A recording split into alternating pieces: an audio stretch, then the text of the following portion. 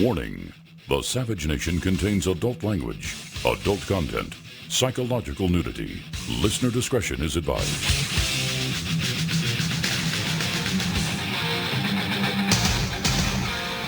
And now, America's most exciting radio talk show, The Savage Nation, home of borders, language, culture. And here he is, Michael Savage.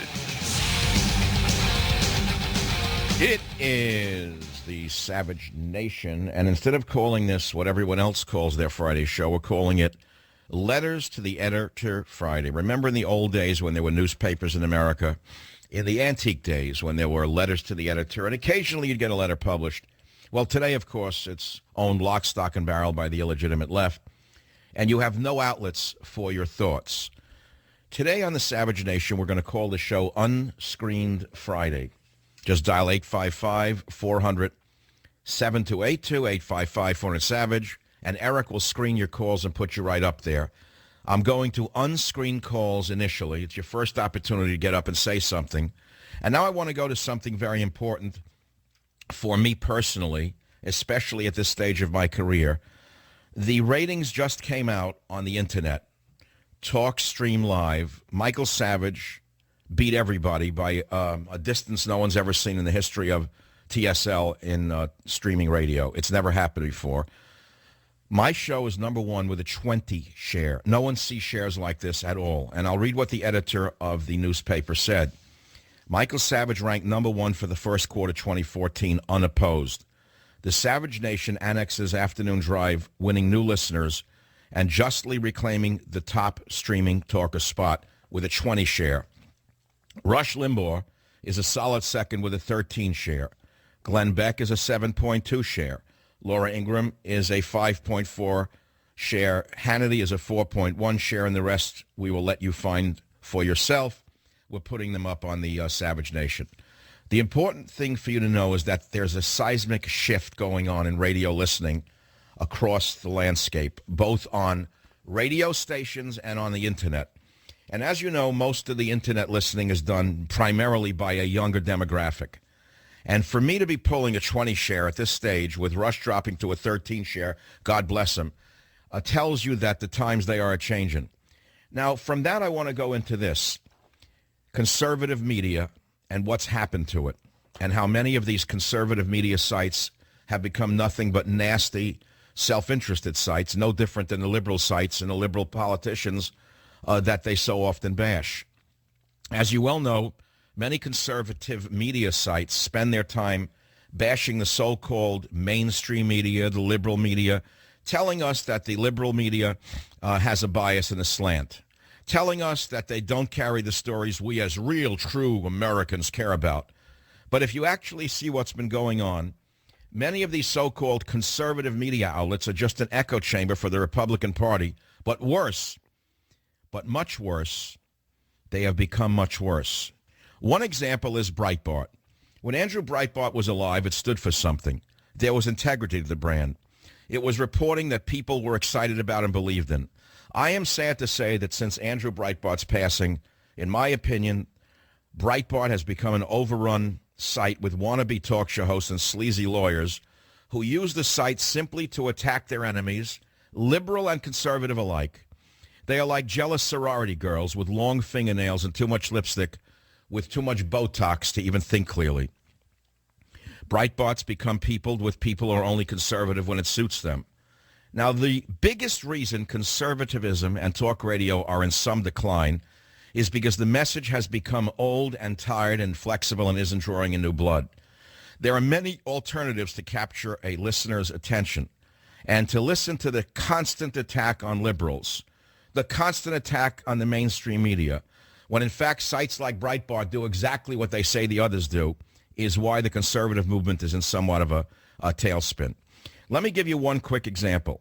In the now discredited Breitbart site, they recently ran an article about the decline in ratings on selective radio shows. They protected Sean Hannity and his radio sycophants, and they outright lied about Michael Savage. The fact of the matter is numbers don't lie, except to sleazy lawyers who work for the Breitbart news outlet. Because in New York, on WABC, I had 3 times the audience of Hannity. In Chicago on WLS, I had almost 5 times the audience of Hannity. In San Francisco on KSFO, I had 3 times the audience of Hannity. In Texas, Dallas, I had a 1.3 share to Sean's 0.5 share. I'm reading the numbers again because if I do not defend myself, who will? It certainly won't be the fake conservative sites like Breitbart. And that's why I say to you, be very, very careful who you believe in and which sites you read for your information.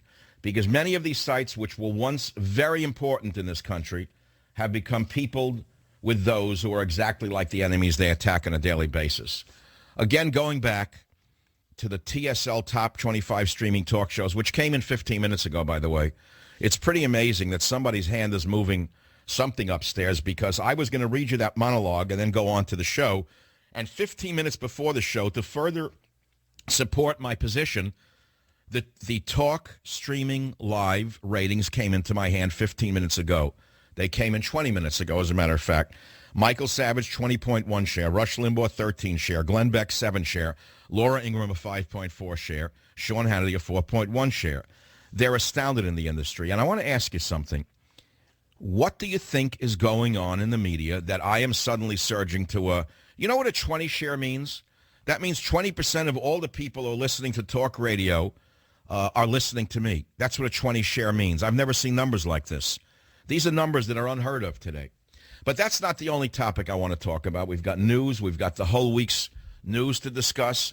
We've got the letters to the editor to do today. There are unscreened calls today. Let's begin on WBAP.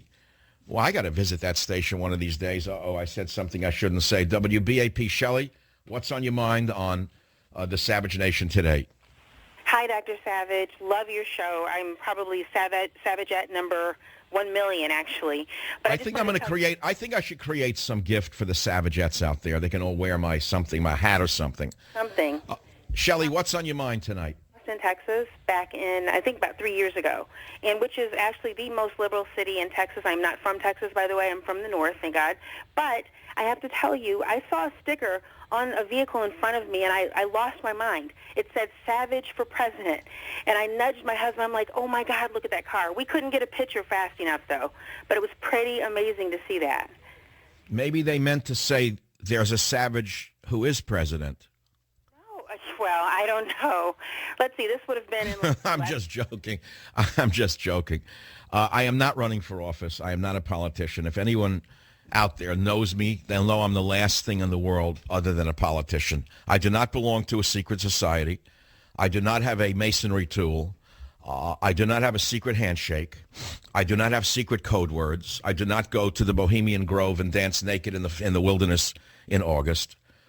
There is no chance in the world that I will become a politician. You can rest assured of that.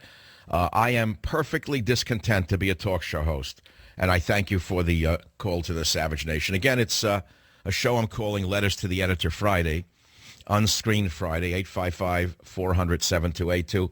Whichever topic is goading you, grating you, eating you alive, making you sick, making you want to break things, making you want to finally go to a psychiatrist and say, I give up, give me some pills. But you're not going to do it. Instead of going to get some pills, you're going to call the Savage Nation.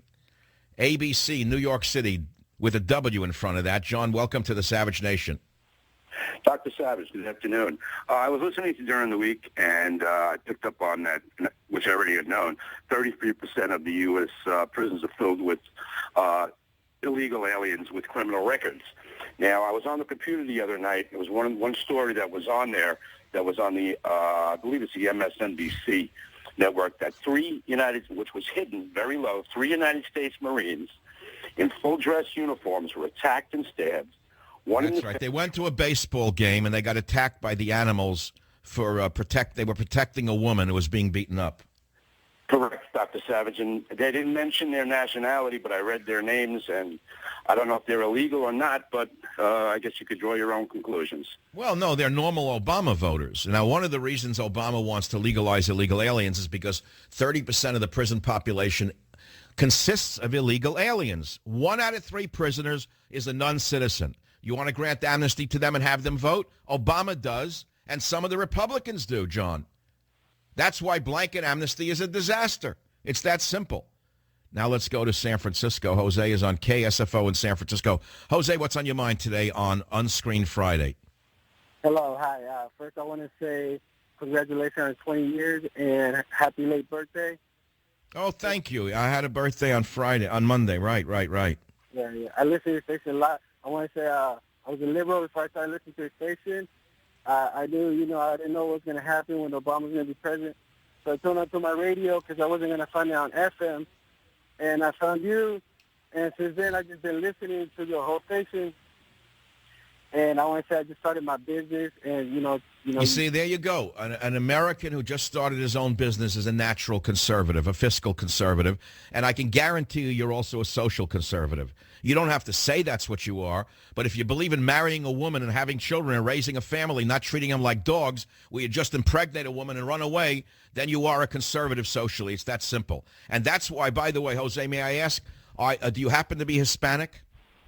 Yes. Well, I know that Hispanic people are generally very family-oriented and extremely conservative socially. So don't think it's unusual for you to listen to my show and say, wait a minute, I agree with this guy. I must have heard the wrong things about him. So you got to understand who you listen to, Jose. There's a lot of people out there who say things simply to drive people like you into the untruth. That's all. 855-400-7282 is the phone number. We're moving along in the Savage Nation today. It is 17 minutes after the hour. Let's go to, where's Donna? Let's go to Washington, D.C. on this great national show. Donna, welcome to the Savage Nation. What's on your mind from MAL? Hello, Dr. Savage. Yeah, right near the Devil's Den. Here we are. I want to say the reason why you've just skyrocketed is something we've known all along. As I said to you once before, it's brutal honesty. It's telling people what they need to hear versus what they think they might want to hear. It's like watching a cage fighter against those, staged wrestlers. You hit everybody with facts, and you do it in a way that it's like an addiction. It's wonderful, and I can't thank. Well, I got to tell you something. That's absolutely right from the point of view of how I see the world and how I speak. I speak in a brutally honest way. But when I listen to people in the media, I'm not talking about talk radio hosts. When I watch television hosts, I want to break things. There's not a word that comes out of their mouth that even approaches the truth. Everything is parsed. Everything is smooth. It's like smooth jazz versus John Coltrane. It's as simple as that. It's like mariachi music as opposed to real Mexican music. It's like slack key guitar music as opposed to Don Ho. I can go down the list, but I don't think I need to. That brings us to 18 minutes after the hour. You're listening to the Savage Nation. It's Open Mic to Mike Friday, today known as Unscreened Friday, or letters to the Savage editor. 855-400-7282. I'll be right back. Join the Savage Nation. Call now. 855-400-SAVAGE. 855-400-7282. Hot Talk 560 KSFO.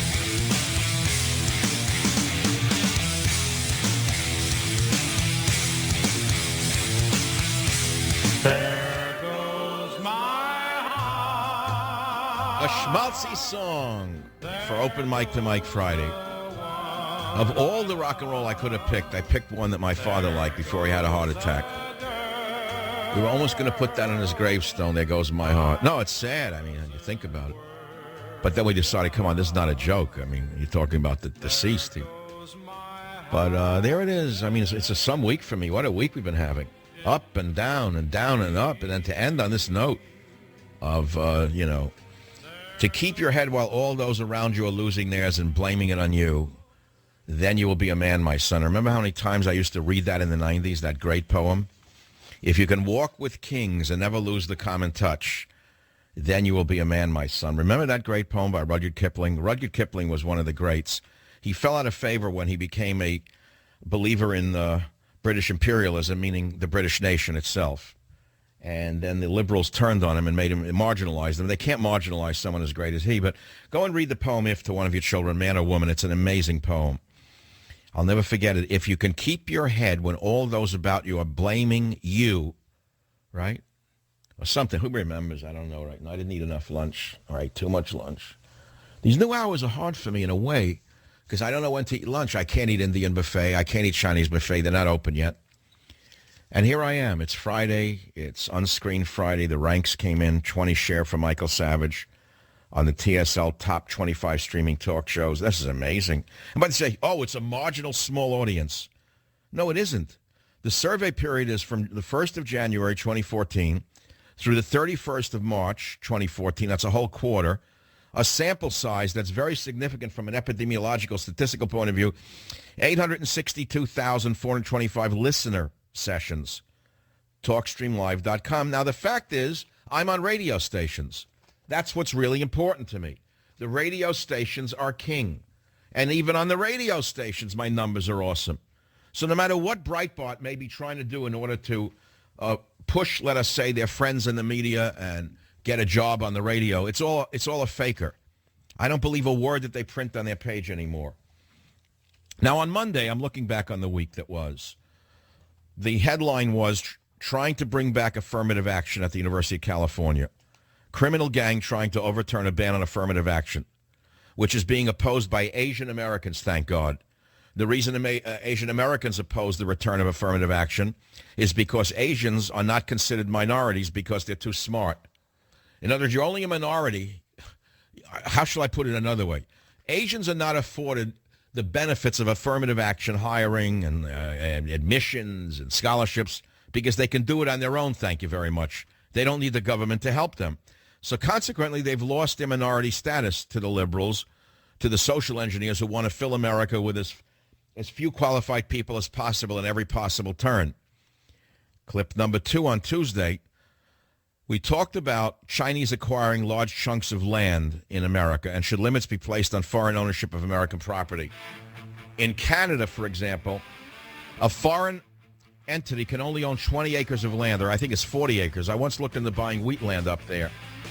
I wanted to do what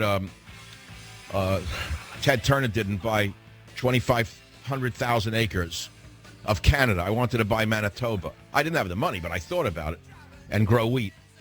So I settled on 20 acres and a mule. There are other topics, but Canada said no mules allowed. Join the Savage Nation. Call now, 855-400-SAVAGE, 855.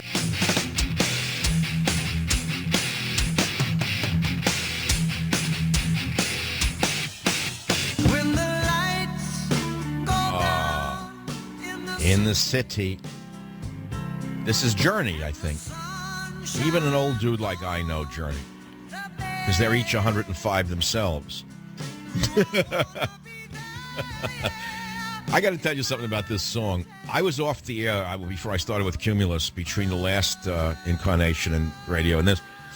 And for a month, I sat around not knowing where I'd end up if I'd ever be on radio again. And when I got the deal with Cumulus, and I knew I was going to be back on KSFO in San Francisco and all the other great stations, I used to listen to this song. I swear it brought tears to my eyes because it's about the city I love so much.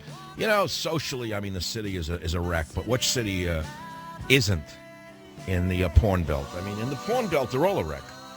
So that leaves me with very few choices because I need to live near water. The reason I need to live near water, you don't realize that, is because water is the farthest thing from the opposite of heaven. See, in the world, there's places that are heavenly and the opposite of heavenly. And water does not exist in the place that's opposite to heaven. And that's why I like to live near the near the water. I think that's the reason.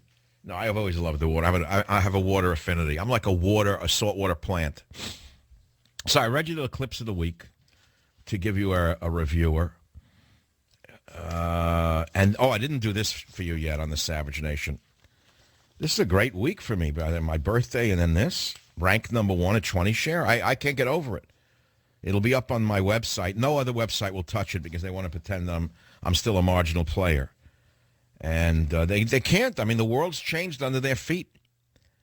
You know, there used to be an adage in alternative medicine. I was an early worker, pioneer in alternative medicine, meaning herbal medicine, nutritional medicine, homeopathy, etc. I have a real doctorate from a great university, University of California, and I've written many books, but I worked in the side areas of medicine, in the sense of medical sciences that were not accepted. And many of the things that we were talking about going back to the 1960s in herbal medicine, in nutrition, which were considered marginal and crackpotish, are now mainstream. They've been mainstreamed by medicine. And it's the same in talk radio, by the way. Many of my ideas, which are considered outlandish by the, let us say, standard guard, the standard bearers of the society, will eventually become accepted as the norm. And I don't know when that will be. Now, one of the things that I specialize in on the Savage Nation that people who hate my politics but love my stories are my stories. So I have a little list for them of them here. We put together 7 of them for you today. And I want to know which ones you want to hear. The first is Louis the alcoholic who taught Savage how to bend nails with his bare hands when he was 11. The next story is Woodchuck Bill, the hobo, telling stories to the little kids up in the Catskill Mountains. The next story is Half Man and Half Woman in Long Beach. The next story is Louis and the Monkey Story. Oh, that's a great one. And then, of course, the cultural phenomenon of crack pants compared with I had a pair of pants, I had blue suede shoes, and I had pants, saddle-stitched pants. The story of the saddle-stitched pants, I never forget as long as I live. I went to junior high school. I was rather young, and on the small side. I entered the school young. I skipped a grade, and there were kids in that school who were like a foot taller, 50 pounds heavier, and mean as a snake. So here's this little kid showing up in these snaggy pants, and I got into a scuffle, and I ripped the pants at the knee. I didn't get beaten up, but my pants got ripped. And I remember going home and trying to hide the ripped knee on the pants because they were very expensive. They must have cost $11 at the time. They were expensive, you know. I didn't want my mother to see it because I was afraid she'd be heartbroken. So I hid the pants. I don't know how I hid them. I don't know. I walked in sideways, I think, into the house. Hi, Ma. Nevertheless, I'm standing talking to her sideways, and she keeps walking around to the front, and no matter which way she turned, I'm moving to the side so she never saw my face because then she'd see the ripped knee. Finally, we went in a full circle. She said, "What's wrong with you today? Why are you spinning in a circle?" I said, no reason. I always talk to you this way with a cup of cocoa in my hand. Nevertheless, she finally saw the rip in my knee on those expensive $11 pants. They were saddle-stitched pants. I remember they were very popular at the time, and I didn't know what to do. And she says, "Oh, God." She said, "Well, don't worry about it."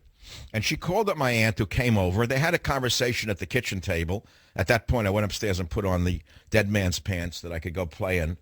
And they analyzed the pants on the table as they moved around eating some kind of coffee cake and drinking coffee. They sifted the crumbs on the table, as women would do in those days. Oilcloth table, whatever, like a plastic tablecloth. Can you imagine a woman in a fancy neighborhood having a tablecloth like that today? Not sufficiently sophisticated, huh? But they worked. I mean, you could spill things on them and wipe it right up. They sifted the crumbs, and by the time the crumbs were sifted, they came up with a solution to my ripped pants. And they called me in and they said, "Michael, don't worry. We're going to send the pants out and have them weaved." Weaved. Now, I didn't know what weaved meant, but the world became a perfect place for me. So that was a nice story. That was the electric blue saddle-stitch pants, which was in one of my storybooks, and I don't know which one. Then I have the story of Savage's nutty friend with a wacko mother who was on speed.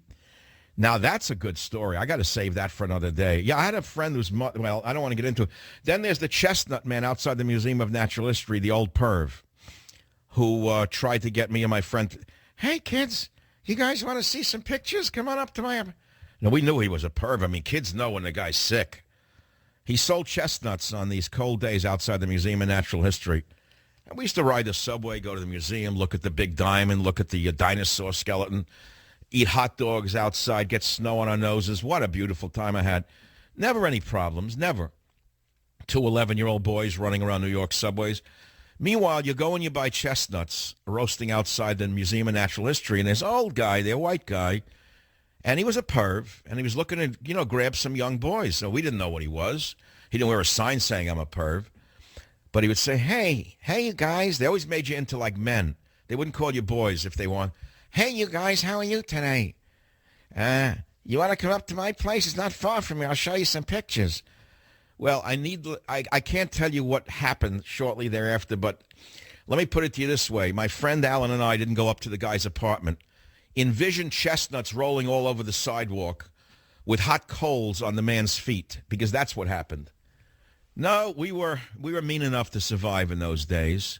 and we took out on him what should have been done to him a long time before. I don't know where he is today, but I do know this. A crime against children like that, to me, should be punished by a capital punishment, as far as I'm concerned, because once you steal a child's innocence, that child's ruined for the rest of his life or her life. You can never regain that innocence, ever. Now, whether you are a Tory or a Whig doesn't matter to me. You see, you may be a Whig or you may be a Tory, and you may not know that there is a difference between a Whig and a Tory. Today, there's an interesting article in Mother Jones where it says Thomas Jefferson was a smart dude. And in one of his letters to John Adams, dated June 27, 1813, Jefferson made an observation about the nature of politics that science is only now 2 centuries later beginning to confirm. Quote, listen carefully. The same political parties which now agitate the United States have existed through all time, wrote Thomas Jefferson, and this is in 1813. The terms of Whig and Tory belong to natural as well as to civil history, he later added. They denote the temper and constitution of mind of different individuals. Now, Tories were the British conservatives of Jefferson's day, and Whigs, W-H-I-G-S, were the British liberals. And so what he was saying then, and which is true today, is whether you call yourself a liberal or a conservative, or they call themselves a Whig or a Tory, had as much to do with a person's psychology or innate disposition as it had to do with their ideas. Did you know that? And there's something pretty fundamental and basic about liberals and conservatives then and now and for all time. And you'll find it in all societies, which I think is very interesting. And so now we go back to the callers on the Savage Nation, 855-400-7282. We have wonderful callers from around the world, not only around the country. We had a caller from an Air Force base in the Middle East listening to me online. I mean, I don't know what those poor guys do for any truth when they have Hagel the Bagel running the military. It's hard for me to believe they can survive. When you got men flying F-A-18 Hornets off aircraft carriers in the Navy, and you have men flying bombers, even if they're just on standby, and the Air Force Secretary is a woman who never flew a Piper Cub, you have to ask yourself, how much longer can this military survive? If this is not changed, this country will be like Portugal in 15 years. This country will have the equivalent of the Portuguese military if we don't stop these people who are out to destroy the military from totally and absolutely annihilating it. That's my opinion. What's your opinion? WJR Detroit. Brad, welcome. You're up on the Savage Nation. Welcome to me. No, just thank you so much for what you do, Dr. Savage. It's outstanding to listen to your show finally here in Detroit. That's a great city. I'm glad that you still exist, that you're not underground in a bunker as a result of the devastation of that city. No, there's still plenty to fight the good fight. What really is bothering me in all manners of life anymore is the racism, true racism. The only way you get people to realize what you're saying is if you say reverse racism. But that insinuates that only one side is capable of racism when you say reverse. Like yeah, when this came up originally on the arguments of affirmative action back in the 70s, a friend of mine used the word reverse racism, and he was corrected and said there's no such thing as reverse racism. It's just racism, period. That's what it is. So in other words, if a minority is using phrases such as white privilege, they're committing racism. If they're going to diversity training sessions and telling white people that the only way for them to correct the injustices of the past is for them to die, then those people need to be put in prison. And I could start such a movement because I'll tell you, I'm going to tell you a story about this one day. I don't have the strength for it right now. But please make your rest of your point. Go ahead, please. It's just a continuation of it. It seems in no matter what you do, and whether you're religion, if you're male versus female, it's just they no matter what, they try to make it like one side is always wrong and all other sides are right, and that hate only comes from one direction. And it's just overwhelming, it seems, at times, of such an uphill battle to try to get people to just listen or get to know you rather than assume they know your heart or another man's position by the way one just appears. And that's right. Well, there's a lot of anti-white racism raging in America right now for numerous reasons. And I can't go into it. It's too much for one man to handle in a few sound bites. I appreciate that. I truly do. I truly do. WBAP in Dallas. PJ, you're up on the Savage Nation. Go ahead, please. I'll tell you why you're successful. You are the G.K. Chesterton of broadcasting. You're the Prince of Paradox. You don't run from the problems. You dance all over them. And you don't get... I like that, dancing all over the problems. That's not a bad book title. You know, yeah, he once said that it is terrible to contemplate how few politicians are hanged. And that's a funny way of putting it. Yeah, well, we can't say that on the radio. I'll leave that to DK Chesterton. But that's what you just did in the previous 10 minutes in a long form. Is you made fun of them and you danced all over them. Well, that's the point. Here's the thing. In a time like this, when the politician is above the law, when they have become the untouchables of the age of Eliot Ness, and there is no Eliot Ness, there is no Justice Department to rein in the corruption, by and large, the last thing that we have left as a population is ridicule. That's the one thing we can deny them, is any form of respect.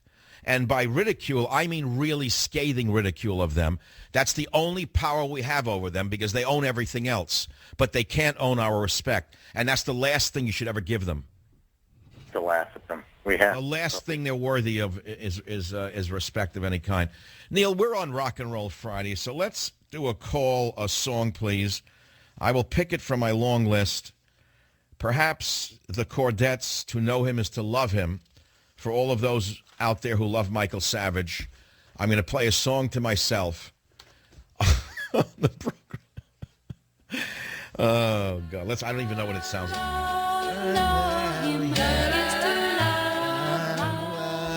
Love him. And I do. And I do. I think I was 14 when this song came out, and I wish that there were girls who loved me. I wish to God they all were singing this song when they looked at me. But unfortunately, it wasn't me. It was the football star. Where is that football star today? Probably in a walker or 6 feet under. I'll be right back. I walk alongside of him. Yes, to know him is to love him. And I do. Join the Savage Nation. Call now, 855-400-SAVAGE, 855-400-7282. Savage. Hot Talk 560 KSFO.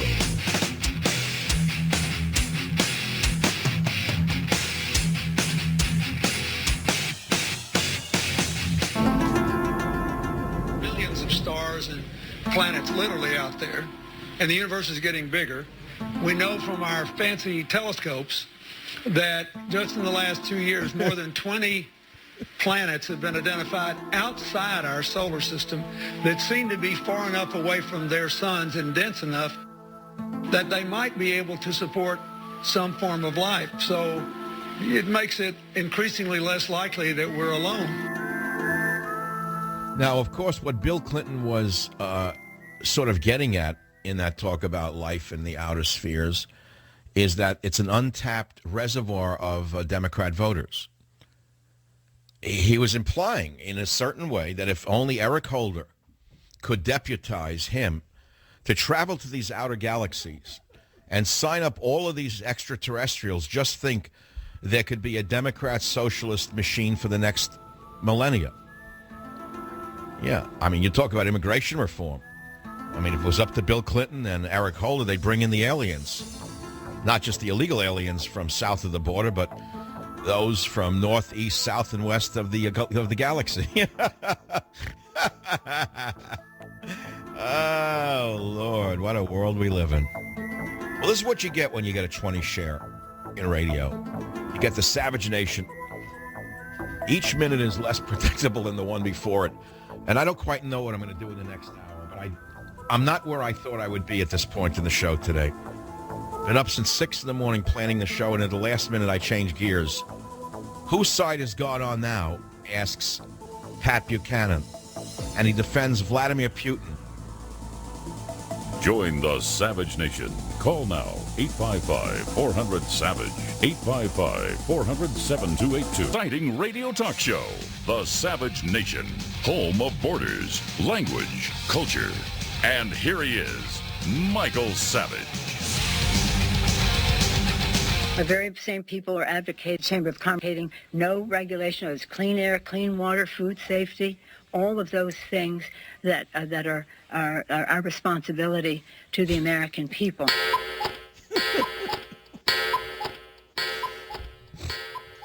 Yep, it's the Savage Nation Friday edition, and the day would not be complete. Thank God Nancy spoke again this week. We're running dry on the background for the cuckoo clock, but sure enough, before the end of the day, we heard Ms. Pelosi's speech, and of course, we couldn't resist. This is Unscreened Friday, letters to the editor, so to speak. 855-407-282 is the phone number. We're talking about bias in the ex-conservative media, such as websites that I mentioned who are no longer reputable because they distort the facts themselves, and will attack those of us who are simply their competitors, and they'll do it by twisting things like numbers, and I talked about Breitbart News no longer being reliable. In fact, they become an outright disgrace to the conservative media, in my opinion. I've said this before. I hinted at it.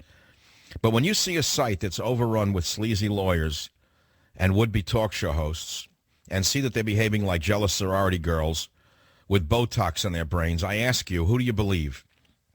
Who do you believe? If they spend their every day attacking Obama and attacking liberals and attacking the mainstream press, and then they engage in the same sort of tawdry behavior towards those of us who are truly conservative, how do you not see the Breitbart site as a discredited site? And to prove it, I mean, they try to say my ratings weren't good in order to support their friend Wallbanger. It's a falsehood. I beat him in New York, Chicago, San Francisco, Dallas, and this came out an hour ago, and the streaming shows, those of you who listen online, I'm number one with a 20 share. Rush Limbaugh is a 13 share at number 2. Then Glenn Beck is at number 3 with a 7 share, and then Laura Ingram's at a 5.4, and Hannity is at number 6 at a 4.1. So it tells you that there's the times they are changing in the media, various aspects of the media, and in different mediums, there are different themes emerging. And I don't think that what existed in the media is going to exist 2 to 3 years from now. And I'm pretty sure radio is going to change so dramatically you won't even recognize it in less than 3 years. I don't know exactly how it's going to emerge, but something's happening to the audience, to the way they listen, who they believe in, and whether they want to believe in anyone at all anymore. Which leads us back to an article by Pat Buchanan, whose side has got on now. And he takes the side of Putin. He says that basically Putin is defending Christianity and that Russia is on God's side and the West is Gomorrah. And, of course, there are those of you who say, come on, he's Putin's the ex-KGB leader. He just wants to rebuild a Soviet Union with slave labor camps. That all may be true. I don't know. But to compare Putin to Hitler was a big mistake on the part of Hillary. She should never, ever be forgiven for that.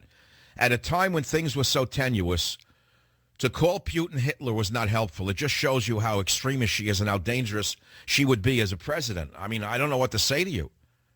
But to call him a KGB thug, calling him, as the Wall Street Journal did, the alleged thief, liar, and murderer who rules Russia, as done by the Wall Street Journal, is insanity at a time like this. So you have to understand that Putin may not be all as evil as you think. He certainly isn't as good as Buchanan may think.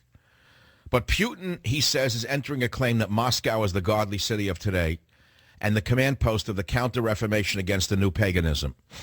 And he goes on to say that there's a worldwide revulsion of and resistance to the sewage of a hedonistic, secular, and social revolution coming out of the West. Now, how often have I called it the sewer pipe of Hollywood, disseminated by Katzenberg, Matzenberg, and Ratzenberg? You know I've said that.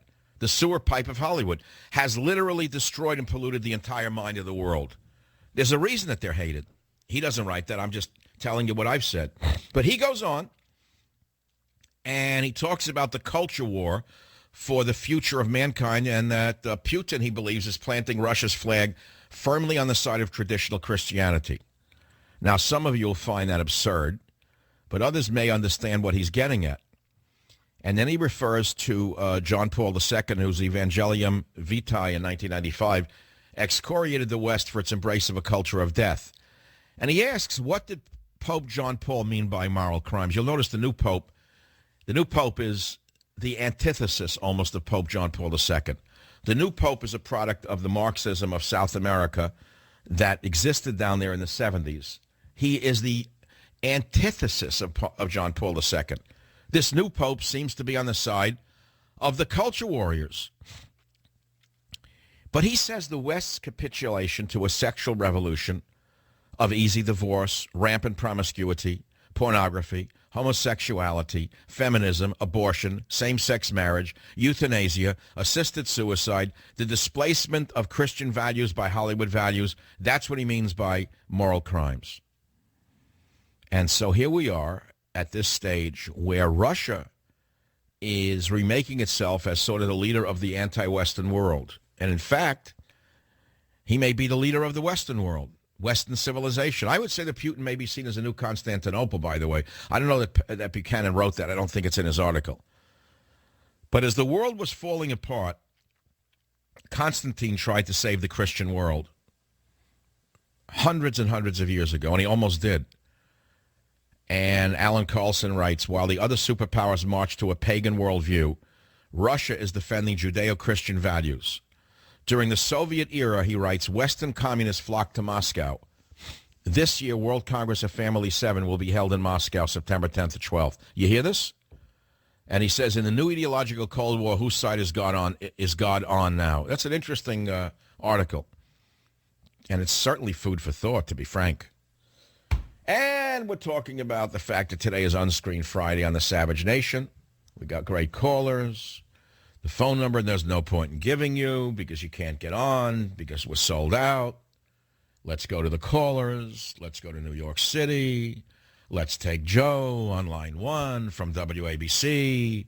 Joe, you're on the Savage Nation. What's on your mind? Hello, Michael. I want to talk about Einstein and something he said that's connected to the way you do your program. But since you mentioned Putin, Putin did make a peace with the Orthodox Church in Russia, and that was about 10 years ago. Interesting. So they're not anti-religion. He's very pro-religion. And in that sense, he's not the same as the ex-Soviet Union. He's evolved. He's not the same old KGB chief that people like to, let us say, smear him as being. Right. It's not the opiate of the people anymore. He's totally embraced it very strongly, so I agree with what you said. But imagination, Einstein said, imagination is greater than knowledge, and knowledge is limited. But if you have imagination, you can encircle the world. So imagination encircles the world, and that's what you do. When I hear you, I hear your imagination, your ideas coming across. You don't read a script. You don't see cue cards. And you're creative. It comes across, and that's very powerful. That's what the politicians, good leaders should have, and they don't have. When I hear a Christie or anyone else, a John Boehner, they're just talking from the intellect. They're not talking from their soul. The soul should use the intellect to prosper, for itself, for the body to prosper. It doesn't do that. You do it. It comes across. That's really amazing. Well, no, the way you put it is, of course, I'm going to say thank you. I mean, it's complimentary. But a couple of weeks ago, I did a whole story on, and I'm looking for it here, Savage Audio, What's Missing in Today's World is Soul. I did it on the show 2 weeks ago, What's Missing in Today's World. Remember in the 60s, musicians would be judged on their soul. They'd say, that guy has real soul. Remember that? Absolutely. And when have you last heard the word soul used by any artist today? I haven't heard it used at all. But you're using your soul. The soul is a priori. It's there first. Einstein became religious when he went to Hubble in 1929, and Hubble showed him that the universe is expanding, so that the universe is finite, and therefore you need an infinite God that created it, the primal mover, the first cause, as Thomas Aquinas said. So you know that. When I hear you, I know we're on the same wavelength of understanding that. Well, you know, you're saying something intriguing, and yet at the same time that you're saying that, what's coming back to me is Bill Clinton's soundbite from the last hour, where all of a sudden Bill Clinton's talking about universes beyond ours with planets that may have life on it. What was Bill Clinton getting at? What do you think he was telling us this for? Because there's nothing that Bill Clinton says that isn't political. What was he implying? Well, first of all, Michael, you're a trained scientist, so am I. I'm chemistry, teach chemistry. I thought you were in the sciences. You spoke like you know the difference between, let us say, hydrogen sulfide and sulfuric acid. I teach college chemistry for 32 years and been teaching for 40 years. So I'm in and I would think you know the difference. I think you know the difference between swamp gas and popcorn butter. So, but what do you think Bill Clinton was getting at saying there were other universes with life on other planets? I think he's getting to the point that the universe is expanding and has some finite, but I don't think he was going anywhere. I don't really think he's that knowledgeable about science. He doesn't understand. What I think it was, he had a good date the night before with a girl who told him that. Yeah. I mean, that's what it sounded like to me. He was up late with some young, a new Monica, and she put this in his head like they were together, and she started giving him a Chinik after the big O about the universe and this and that. The next day, all of a sudden, he's giving a speech on it. Michael, his mind was just wandering. You can't get to Alpha Centauri in 4 light years. I mean, it's ridiculous even to think that there's another Earth. It's impossible. There's a this is so important to me, the idea of light years away. I remember when I was teaching 7th grade science, and that was a long time ago, I tried to explain to 7th graders what light years away means. And the way I put it was, and tell me if this makes sense to you, I said, okay, it takes 4.3 years for light on that object, that planet, that object in space to reach us. The kids don't know what that means. I said, that means, let's say, John, stand up in the classroom and have a kid stand up. I'll say, if someone on that planet was looking into this classroom from that place in space, your standing up right now would not reach him until 4.3 years from now, or 4.3 million years from now. So that means you'd be alive forever. It blew the kids' minds without any drugs. Is that a good explanation? Yeah, absolutely. And when you look into the night sky, you see points of light that are heterogeneous.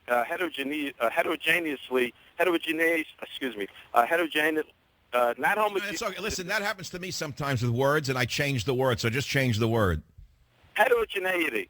There's an uneven distribution of those stars which are suns and planets. So it's not even. And that's another indication that the universe is finite because it's also dark at night. If it was a infinite universe, there would be no need for God. And if the universe was infinite, there would be no darkness at night. That was called Obler's paradox. He was an astronomer. But I don't truly understand that. To be honest with you, Joe, in so many ways, I'm ignorant of those. I don't think a lot of those advanced concepts of space science. I don't truly understand them, and I'll tell you why. I am so firmly enmeshed in my life on Earth, and I so live in the here and now. I learned many years ago to live in the here and now so strongly that I rarely live in any other world. Right. Well, I think that's the way to live. I mean, that's the now, to live in the present. And not to live in the future or in the past. That's exactly right. And that's so I am the ultimate 60s hippie in that regard because I live in the here and now. Yeah, well, I'm kind of. I mean, I was taught to be here now. I mean, the gurus all said be here now. So I'm be here now, and they're living in another world. They want this idealistic, sort of socialistic, utopian world that will never exist. So tell me who's correct, me or them? Well, you are. That's what Bill Clinton was aiming at. I mean, he's up there in the clouds somewhere. He's not. Yeah, but why would Bill Clinton all of a sudden talk about galaxies and planets and other life forms unless it's the kind of thing a guy does the next day after you know what? Well, I like what you said about getting more aliens. I mean, there you go. If he can bring them all in from Mexico and China to vote Democrat, why not bring them in from an outlying galaxy? But to expand, exactly. It's an expanding universe of Democrat voters. How else could Obama stay in power for another 100 years? All right, Joe, thanks so much for talking about imagination. I think there was a song by the Beatles called Imagine, wasn't there? Of course there was. I don't know what it's like, but it broke through the other side.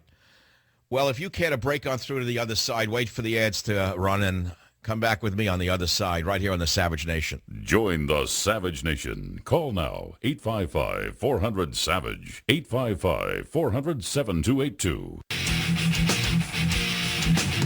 Talk 560 KSFO.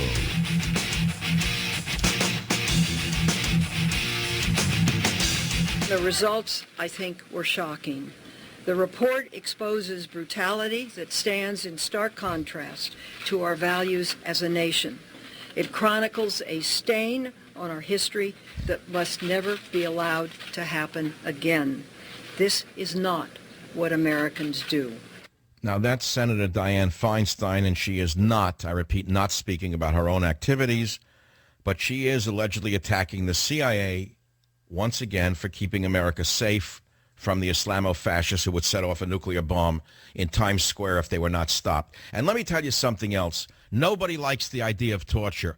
But if it's a matter of 30 seconds and you tell us where it is, or torturing him, or not torturing him, having a bomb go off, let me ask you who's right, Dianne Feinstein or those who are torturing? I mean, it's that simple. What is she talking up there in like a test tube? She has a vendetta against the CIA because they're onto something. She's going after the CIA because they're onto her. That's what I think, and there's a war going on. She is one of the most powerful, wealthiest women on the planet, but it's not enough for her. It's not enough for her, the former mayor of San Francisco, that she winds up chairman of the Senate Intelligence Committee, and that's not enough for her. Now she has to have power over the CIA. It's not enough that they have enough trouble of their own. So she has to now rip them every day. They don't have their own troubles trying to do their job. Let's go to Bob on WJ. I can't go to Bob, but he's in Tennessee. I have 20 seconds. I can't go to him. We got a hitter already. That's all. 855-407-282. It's the Savage Nation, the one and only. Get it while you can. Get it while you can. If you care to talk to me and millions of others, dial 855-407-282. And you might, just might, get to speak to more people than you meet for the rest of your life. Unscreened Friday, letters to the editor, right here on the Savage Nation. Join the Savage Nation. Call now, 855-400-SAVAGE. 855-400-7282. Savage.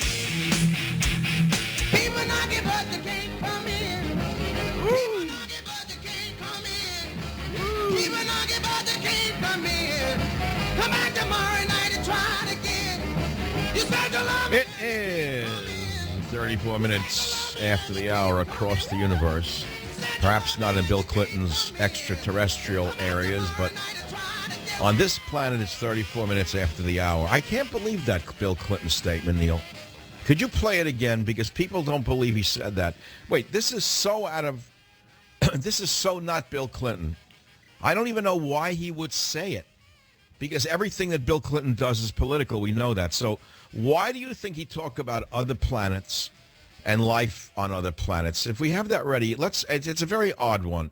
Let's listen to universe. We know that there are billions of stars and planets literally out there, and the universe is getting bigger.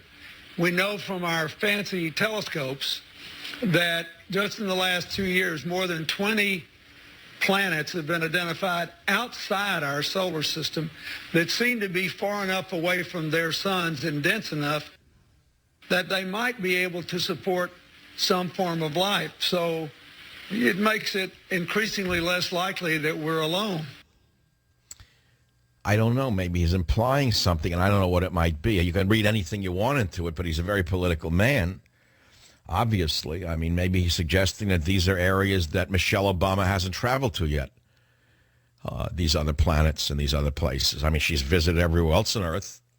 But look, I mean, there are other galaxies she hasn't gone to yet at your expense, and there's only a few more years left, so maybe that's what he's implying. I don't really know what he means. Bring them in and they vote Democrat, whatever.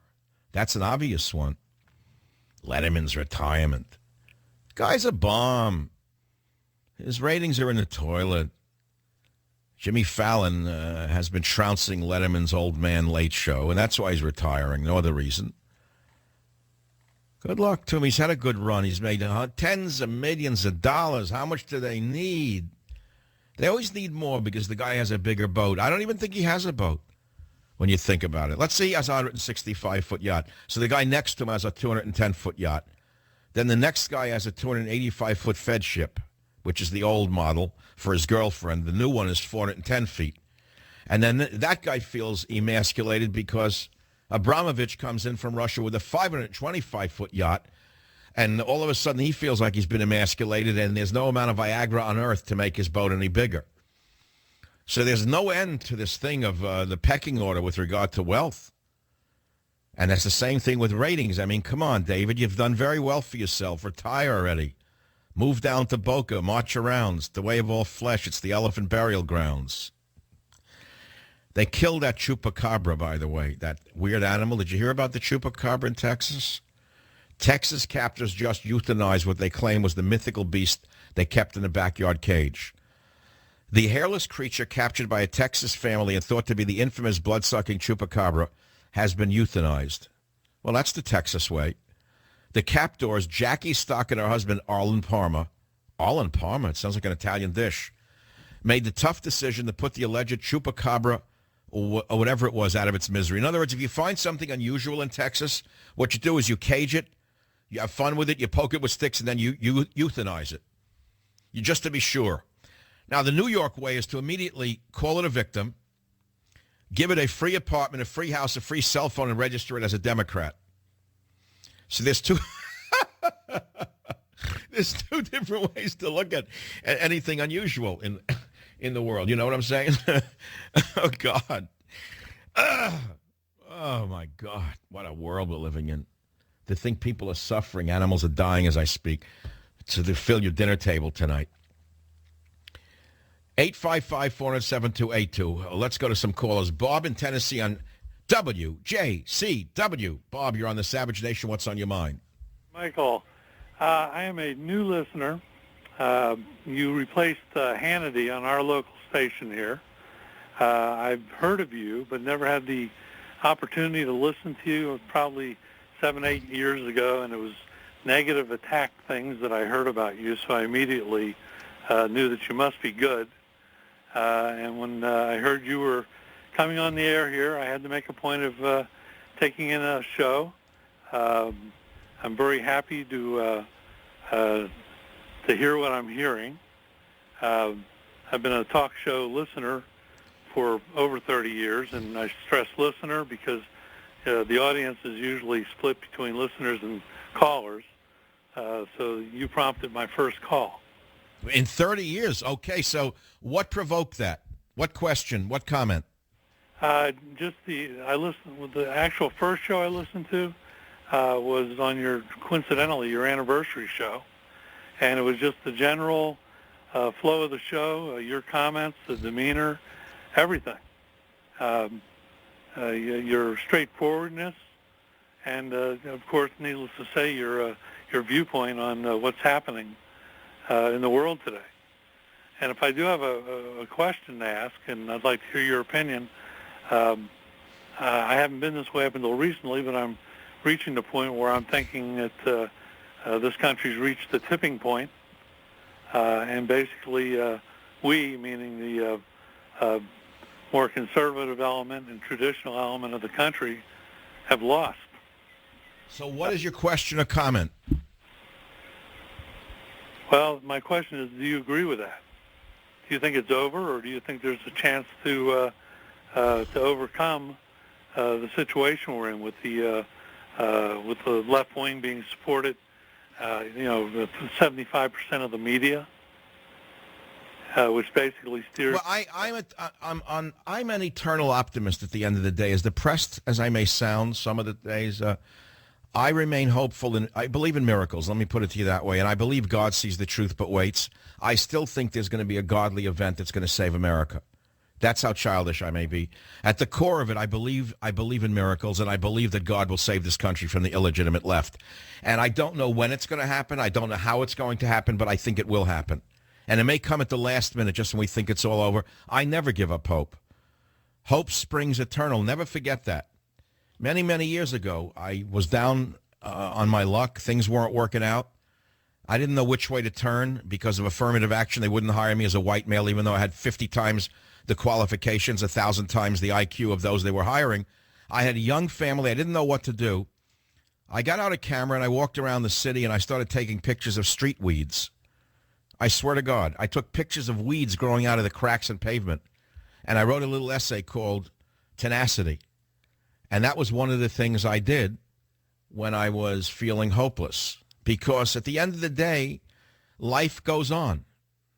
Life goes on. And there's always hope that somehow the seed of the Liberty Tree will grow and pop through the pavement that the sewer pipe of Hollywood has pumped into all of our houses. Somehow there's going to be a cleanup. The hazardous waste that comes out of the minds of Katzenberg, Matzenberg, and Spielberg, that hazardous waste, which has become cement in the minds of the world, may just have the seeds of hope somewhere embedded within them. You never know what's in that cement. You never know. It's that simple. I'm not hopeless at all. I'm forever hopeful. Otherwise, you can't go on. I mean, look at the worst thing that's ever happened to humanity. Take a look at some of the worst events. I don't mean an earthquake where people die. There's nothing you can do about that. Let's say imprison the entire population of people based on their race. The Jewish people, for example, during the Holocaust. Even in the death camps, do you know that people had children? Do you know that they bore children and hid the babies from the Nazis? Did you know that? That they wouldn't abort them saying it's hopeless, we're going to die, so why bring the baby into this horrible world? What does that tell you, for God's sakes? It tells you that God wants you to live and God wants America to live, and God has hope for this country. That's what it tells you. No, I'm not giving up just because the illegitimate slime seems to be everywhere and seems to have conquered everything decent about this country. I'm not giving up. Why should you give up? Why give up hope? Just because Boehner is the Walking Dead? Just because Cantor is the vice chair of the Walking Dead? Just because Ryan is the altar boy of the Walking Dead? No, they're the hosts of the big lie. That doesn't mean that there isn't hope. There is. Where it is, I don't know. I don't have a name to attach to it. That's all. All I have is my own soul to deal with every day. So I wake up every day and I say, I have to be creative. I have to come up with something they're going to listen to. I have an audience of millions of people. They hang on my every word. What am I going to give them that they really want to hear? How many days can I get up here and be a clown and keep your attention? You can't do it. It's a big act. That's a tough thing to do every day. And many are cracking from it. Even let's deal with talk radio. Many people are cracking up in talk radio. You can hear it in their voices. I hear it. I listen. I hear people's voices in a whole different range. They sound like animals that are having their private parts squeezed by an outside force. The voices are in a higher range, like almost a high-pitched whine, like they can't take another day of it. I don't feel that way, and when I do, I don't go on the air. I'll tell you that right now, which you'll notice I've taken 3 days off in the last 3 months. I have been on the radio more consistently since I started in this time slot from January 1st. The 90 days, like longer than any time in my whole 20-year career. Ask Neil, who works with me.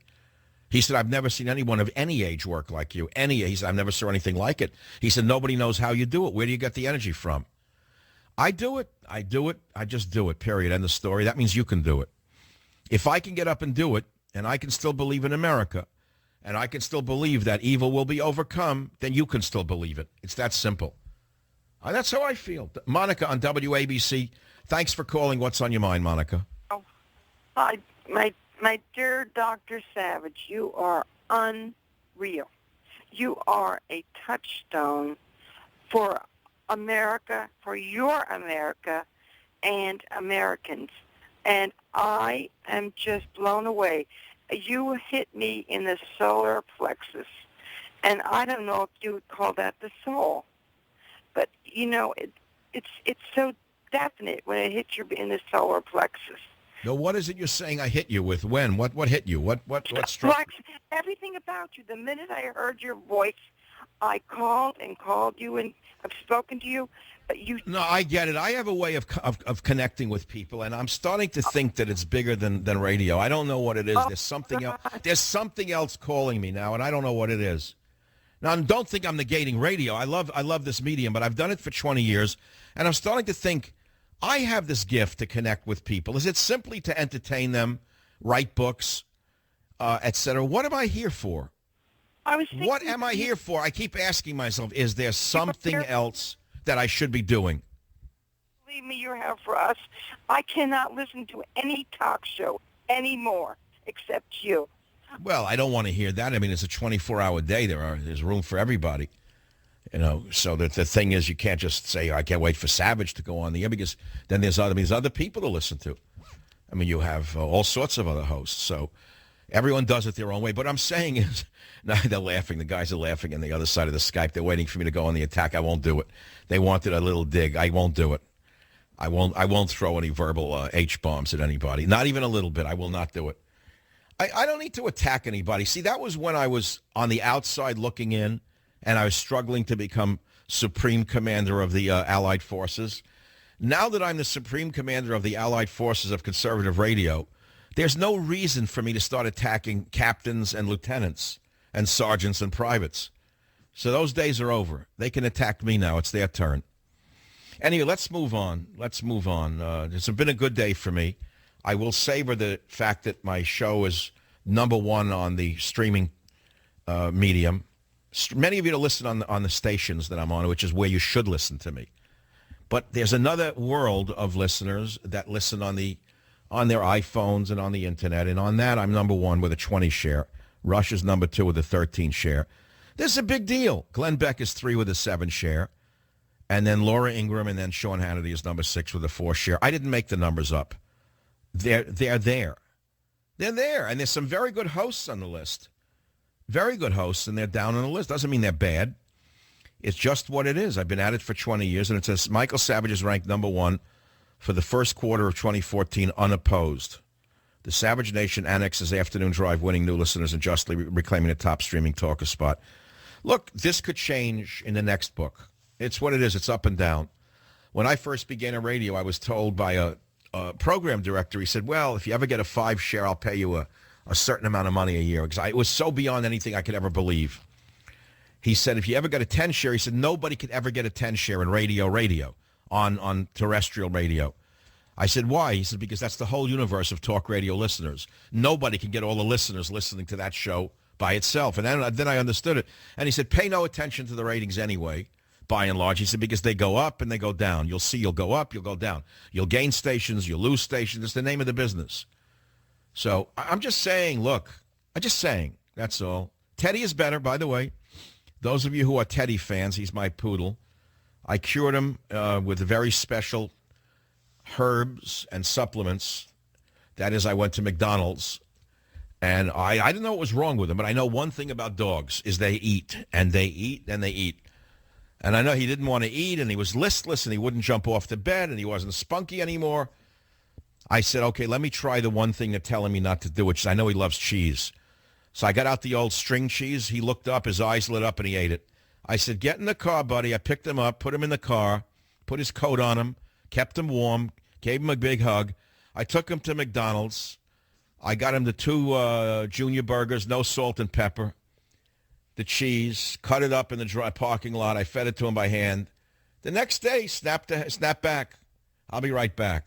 Join the Savage Nation. Call now, 855-400-SAVAGE, 855-400-7282. It is the Savage Nation live across America.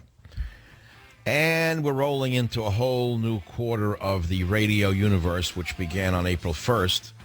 And runs April, May, and June. We're coming into a whole new phase of talk, moving up into the midterm elections in November. My new book's coming out in October, Stop the Coming Civil War. You'll hear more about that, I would say, starting in July or August, if you're interested in it. Not ready to look at yet. Serious times, serious election, perhaps the last election that matters this November. I'll be right back. Join the Savage Nation. Call now, 855-400-SAVAGE.